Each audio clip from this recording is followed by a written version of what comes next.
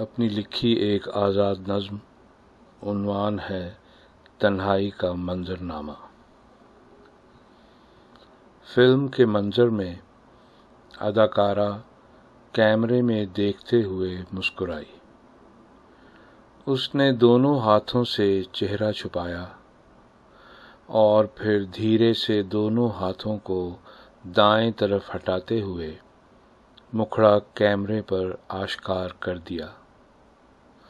اس نے خوشی اور امید کی اداکاری کرتے ہوئے دونوں ہاتھ اٹھا کر مٹھیاں بناتے ہوئے انہیں سینے سے جوڑ لیا۔ اس کی سڈول باہوں میں کنگن سجے ہوئے تھے۔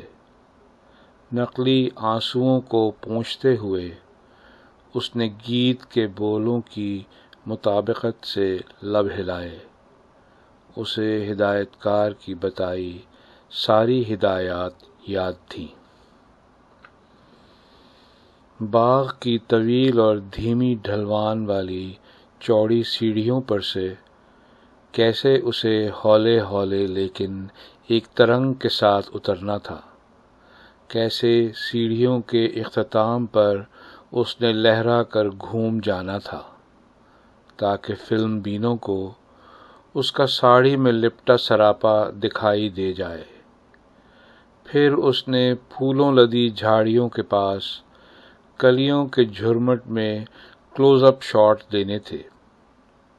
سبزے اور ننھے منھے جنگلی پھولوں سے ڈھکی ڈھلوان پر سے رقص جیسے انداز میں اترتے ہوئے اس نے ساڑی کا پلو سر پر اوڑھا اور ایک گرہستن کے انداز میں کیمرے کو دیکھا۔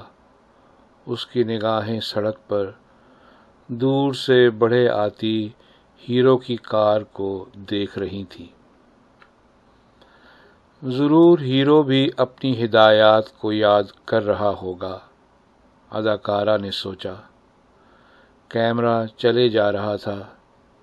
فلم کے مناظر میں یوں تو دونوں ساتھ ساتھ نظر آتے تھے، مکالمے بولتے تھے اور آنکھوں میں آنکھیں ڈالتے تھے، مگر وہ دونوں اپنے اپنے کرداروں میں گم، الگ الگ جیے جاتے تھے، اکیلے اکیلے چلے جا رہے تھے، ایک منظر سے دوسرے منظر میں، ایک ہدایات کی فہرست سے دوسری فہرست تک۔